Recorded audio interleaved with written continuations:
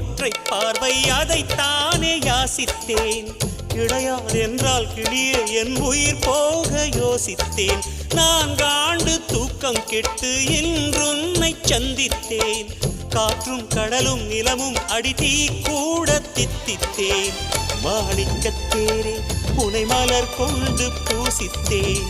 என்னை நான் கிள்ளி இது நிஜம்தான சோதித்தேன். இது போதுமே இது போதுமே இனி என் கால்கள் வான் போகுமே.